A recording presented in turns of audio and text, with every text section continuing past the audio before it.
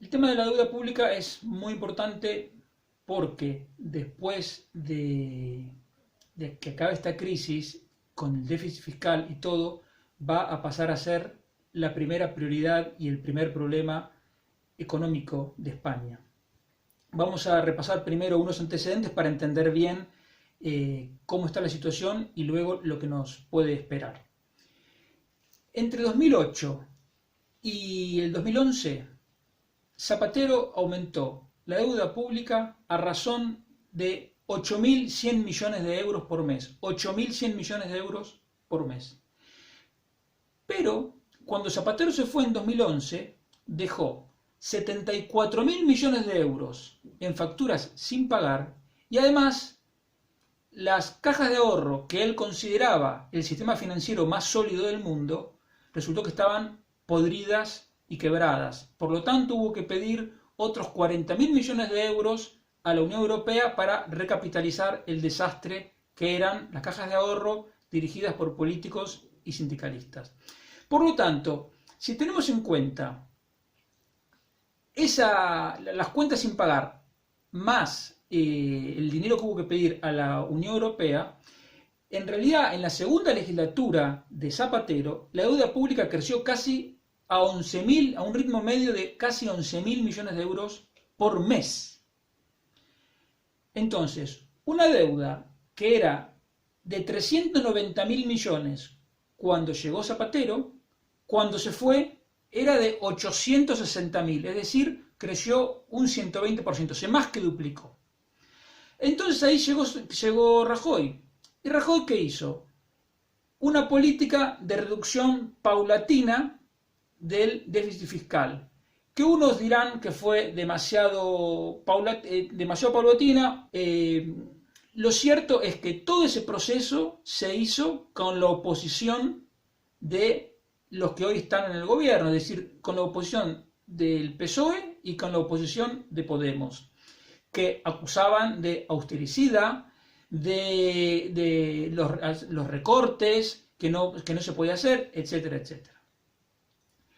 A pesar de esa política de reducción de déficit fiscal y de que cuando se fueron del gobierno Rajoy y Montoro, el déficit había bajado hasta menos del 3%, desde prácticamente de más del 9% del PIB en que lo había dejado Zapatero a menos del 3%, la deuda pública se disparó hasta más de 1 billón de euros. Eso equivalía al 99% del PIB. Yo creo que no hace falta ni siquiera estar alfabetizado para darse cuenta que si un país tiene una deuda pública de prácticamente el 100% del PIB, la gestión de las cuentas públicas tiene que ser extremadamente prudente porque estamos con una bomba de relojería. Sin embargo, Sánchez no vio así este tema. Incluso desde que llegó al gobierno, lo que hizo fue empezar a aumentar el gasto público, acelerar el crecimiento del gasto público, a tal punto que el déficit fiscal del año pasado, que originalmente Rajoy y Montoro habían dejado acordada con Bruselas una meta equivalente al 1,3% del PIB, finalmente el año pasado fue 2,8%. Es decir, Sánchez y sus ministras Calviño y Montero dejaron en el 2019 un déficit de más del doble que la meta pactada originalmente por Rajoy y Montoro. Entonces, es decir, las cuentas públicas Pedro Sánchez las ha llevado no solo de manera imprudente, sino yo diría temeraria.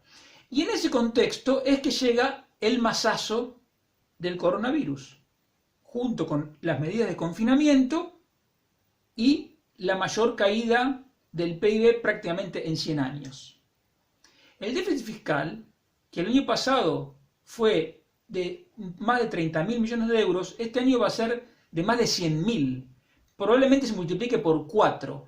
Y el déficit fiscal como porcentaje del PIB va a ser de más de 10 puntos porcentuales. Hay que ver si puede alcanzar Pedro Sánchez el récord histórico anterior que todavía pertenece a Zapatero con un déficit del 11,5 en el 2009. Entonces, si somos moderados, o sea, si no nos vamos al peor escenario, con la caída del PIB que va a haber y este déficit fiscal, la deuda pública, que estaba un poquito por debajo del 100% del PIB, se va a ir a prácticamente el 120%. Entonces, ¿qué pasa? El mercado de bonos está dopado, porque el Banco Central Europeo viene comprando hace años permanentemente títulos públicos de los gobiernos de la Unión Europea. Y eso es lo que permite que, pese a la gestión imprudente y pese a una enorme deuda, se pueda seguir colocando deuda pública a precios incluso históricamente muy baratos, que es menos un bono del gobierno español a 10 años paga menos del 1% anual. O sea, es un precio ridículo. Sin embargo, en este mercado completamente intervenido y dopado, como digo, hay espacio para que los inversores distingan a unos de otros. O sea, no es todo lo mismo. No es lo mismo Alemania que España. Y entonces, la prima de riesgo, que es la diferencia entre el rendimiento del bono del Tesoro alemán y del bono del Tesoro español, se ha más que duplicado en 2 meses. Y el 22 de abril pasado marcó un máximo de 155 puntos base. Es el mayor valor en 3 años. Entonces va a aparecer alguno que diga los mercados usureros, los mercados egoístas, el capitalismo salvaje, etcétera, etcétera. Pero ¿no te llama la atención que ese salvajismo lo quieran aplicar con España y no con Alemania o con Holanda? Porque el gobierno alemán, cuando coloca un bono, ya hace rato que no tiene que pagar, le pagan. Es decir, yo le dejo dinero al gobierno alemán, se lo presto y encima le pago, porque el gobierno alemán me va a devolver menos de lo que yo le estoy dando hoy. Sin embargo, eso con España no pasa. ¿Por qué? Porque lo que el mercado intenta valorar es cuánto vale el bono de un gobierno como el español, que tiene una deuda altísima, que es incapaz de cumplir sus objetivos de déficit. O sea, estas dos cosas ya suponen que España, el gobierno español, no cumple con la palabra empeñada, porque España en teoría está obligada a no tener una deuda pública de más del 60% del PIB, y este año va a llegar prácticamente al doble. En segundo lugar, se compromete a tener 1,3 de déficit y tiene 2,8.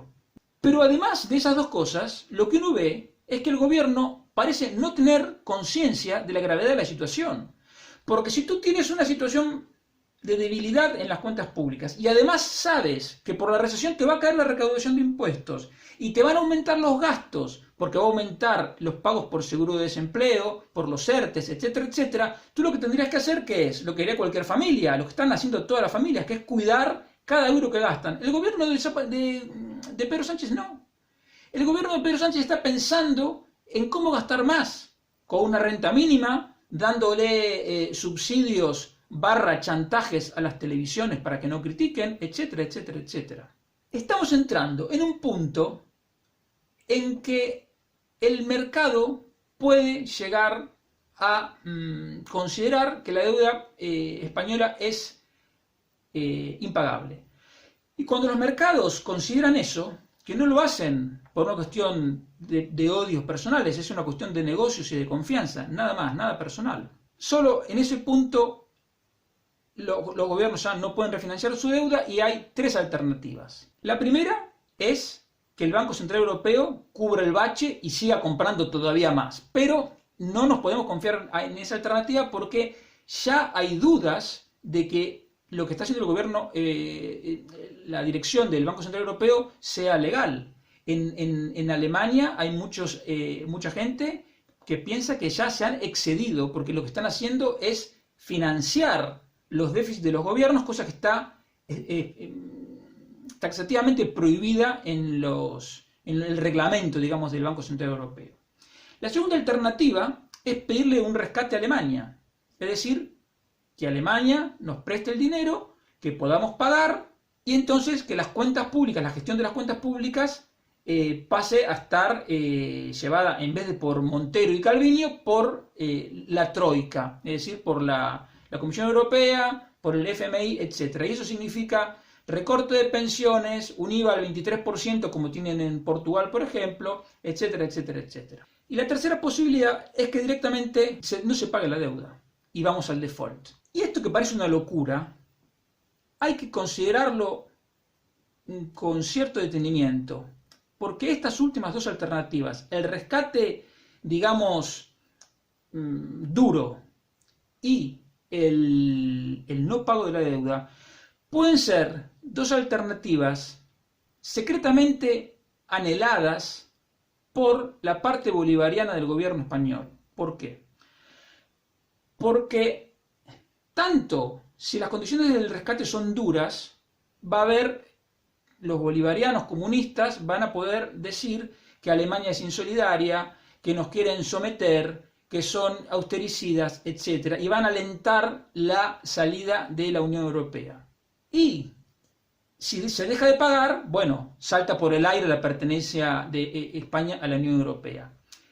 Y no olvidemos, y quien dude esto, busque en YouTube, porque hay un vídeo de Pablo Iglesias de marzo del 2014, antes de que fuera elegido eurodiputado, en el que él resume en 7 puntos cuáles serían las líneas de un gobierno de él. Y entonces él habla de salir del euro, devaluar, nacionalizar la banca, nacionalizar las empresas eléctricas, etcétera, etcétera, etcétera. Él lo va a haber cambiado de opinión en 6 años. Por lo tanto, no podemos descartar, y este es el máximo riesgo, que detrás del crecimiento del gasto y de una deuda impagable haya una estrategia deliberada de una parte del gobierno para generar una situación de caos que derive en una irritación social y una salida de la Unión Europea, para la cual quedemos a merced de las ideas, digamos, totalitarias bolivarianas de esta parte del gobierno. Hay que actuar antes de que estalle esta bomba. Mi propuesta es que el gobierno haga 2 anuncios. El primero, una revisión integral y total del gasto público, para dar la señal a los mercados de que somos conscientes de que gastamos mal el dinero y que vamos a hacer lo posible para eliminar el gasto improductivo.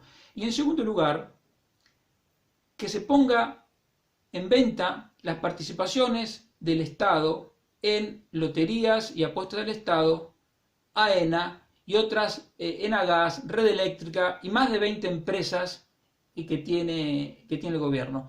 Y con todo lo recaudado, aplicarlo a la amortización de deuda pública, como para dar la imagen a los mercados de que nos tomamos en serio la deuda y que queremos pagar. Habrá gente a la que esto no le guste, pero las alternativas son todas peores. Y quien lo dude, que pregunte en Grecia o en Portugal cómo les fue con el rescate. Y es en este punto importante recordar una idea del cardenal Richelieu, que él decía que los problemas son de 2 tipos. Cuando se anticipan, son fáciles. Cuando no se anticipan, son insolubles.